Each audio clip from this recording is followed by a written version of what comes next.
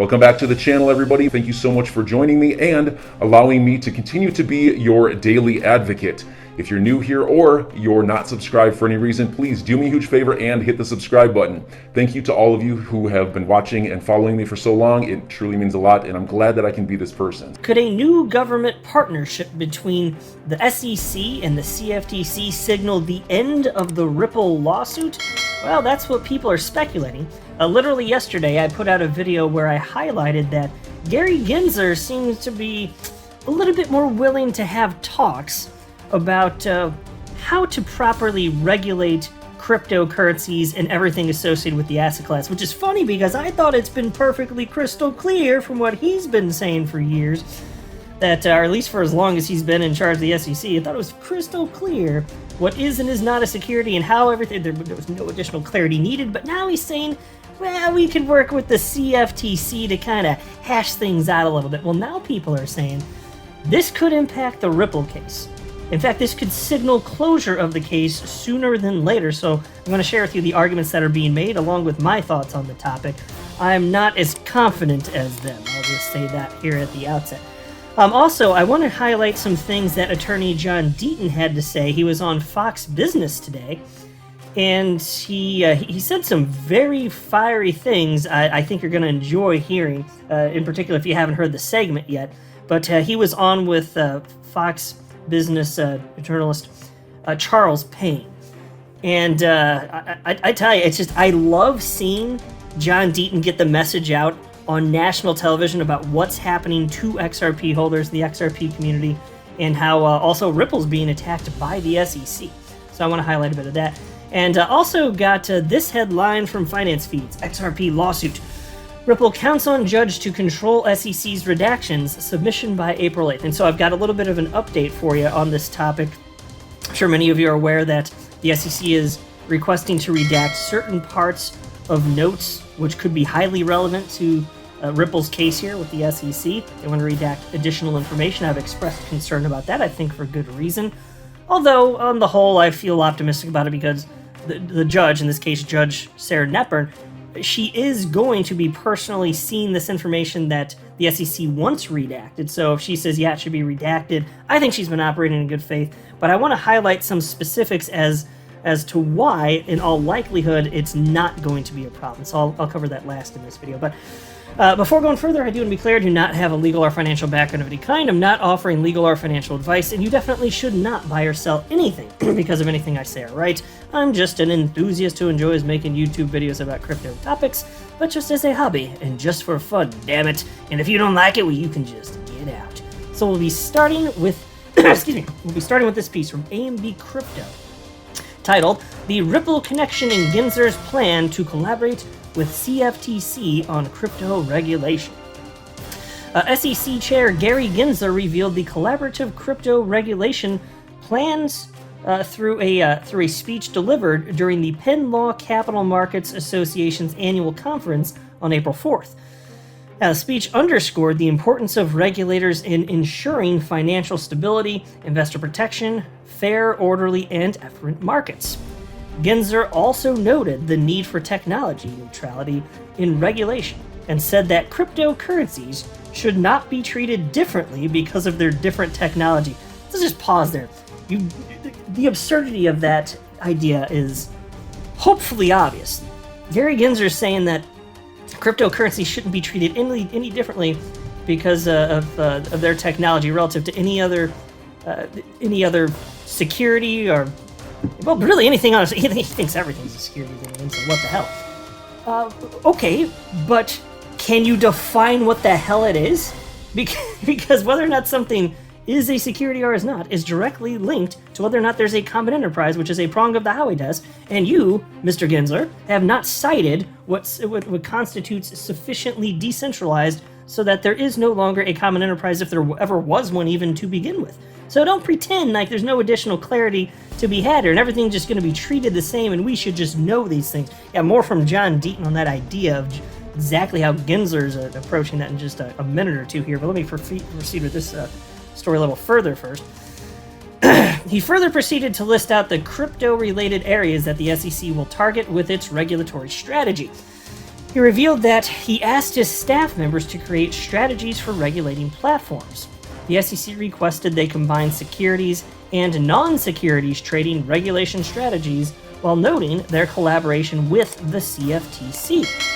So, folks, if everything's so clear again, I gotta ask, why are they doing any collaboration with the CFTC? I thought all the work was done here. Wasn't this all figured out? Why are they? There's no need to collaborate with anybody. Gary Gensler, you already figured this out. You done a bang-up job so far, right? Isn't that what you think? He's probably got a framed picture of himself at his home. I'd imagine he's one of those. I would imagine that he's one of those because he thinks so highly of himself. But check out this quote from Gensler. I've asked staff to work with the Commodity Futures Trading Commission, CFTC, on how we jointly might address such platforms that might trade both crypto-based security tokens and some commodity tokens using our respective authorities. End quote. So now that the asset class has been around 13 years, you're just getting around to this. But it's all been crystal clear here. All right, okay. Well, check out this little subheading titled, Can Crypto Regulation Collaboration Affect XRP? And this is where they get into this idea of what would this all mean for Ripple and for XRP holders? Is this case just going to come to an end sooner than later as a result of this collaboration? Is this just some sort of smooth way out? Well, they ended up highlighting this Twitter thread, and I don't want to read the whole thing, but Crypto Whale, who is a very popular figure within the world of crypto all up on the Twitters, he just noted that the SEC and Commodity Futures Trading Commission announced official partnership, and that was as of April 5th. And then somebody from our community named Shane responded to Crypto Whale with his opinion on this, which was covered in this article. Shane wrote the following. I guess it's the SEC's way of slowly and sheepishly exiting the XRP side. So I get what he's saying. The point that I think he's making anyway is that the SEC is working with the CFTC now, coming to a conclusion of how to regulate these assets on various platforms, who regulates what would be a security, and they could come to new conclusions about what XRP is or is not. And then they can just kind of, like Homer Simpson back into a bush, just fade into oblivion, right? And just get out of it that way. Reasonable speculation, but I respectfully disagree with that perspective.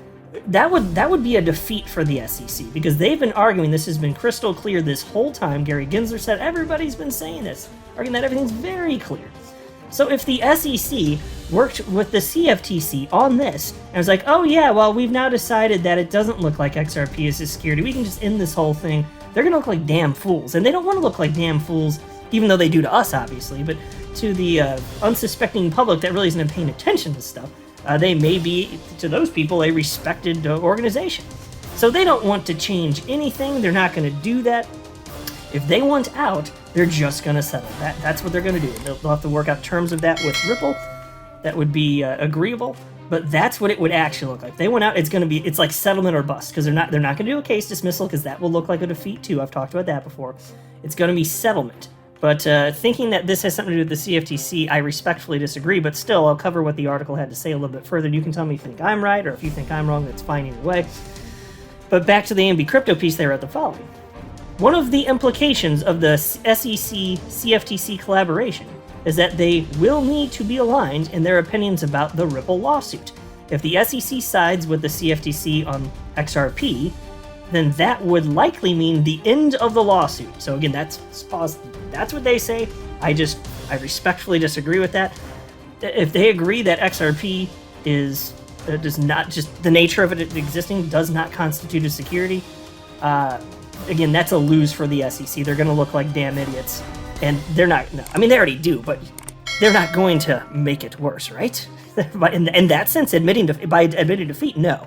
They make it worse all the time by just having bad legal arguments and being hypocrites and being liars. Yes, they do that. But by admitting that they were wrong, they're going to make it worse for themselves by admitting that they did something wrong? Or that something wasn't completely clear? I don't see that. And then they wrote the following. Well, Gensler provided clarity on the regulatory approach to the crypto market by noting the three main focus areas. They include cryptocurrency exchanges, crypto custody, and platforms that list crypto tokens and crypto commodity tokens. The regulatory focus seems to take the target away from digital currencies. However, the plan to clamp down on crypto access points might pave the way for stringent measures and surveillance on crypto-related transactions. Okay, again, even on that point, I respectfully disagree. There is no indication from the SEC that their stance on individual cryptocurrencies has changed whatsoever. If anything, this is arguably more like they're just looking at who should regulate, like who should sue the cryptocurrency exchanges into oblivion. It's like they're fighting over that now, more specifically. I'm just not seeing this.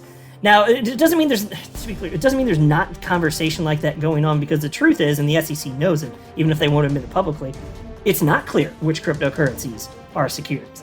All I'm saying is, they're not going to be like, yeah, we messed up with XRP and then blow it all right there.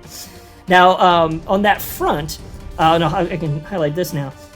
Here's a video clip of John Deaton speaking to Charles Payne today on Fox Business, and this was shared by my fellow XRP YouTuber, Brad Kimes, with the YouTube channel Digital Perspectives. And John Deaton had to say the following about how difficult it is to be a cryptocurrency exchange in 2022 under the reign of SEC Supreme Leader and Dictator Kim Jong-Ginzer. And I called him that, not John Deaton didn't call him that, but that's what I call him, Kim Jong-Ginzer. He is a dictator.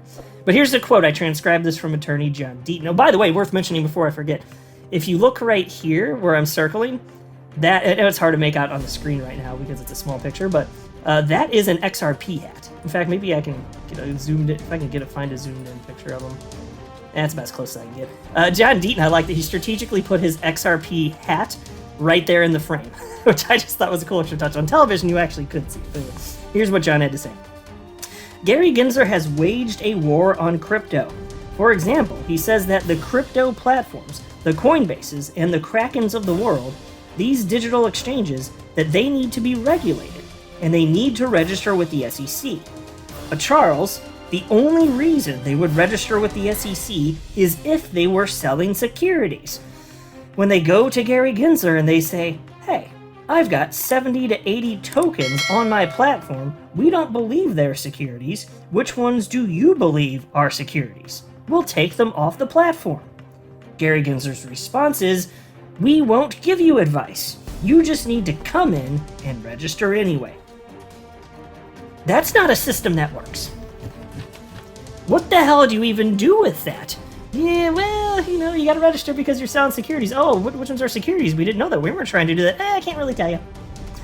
That's actually what's happening.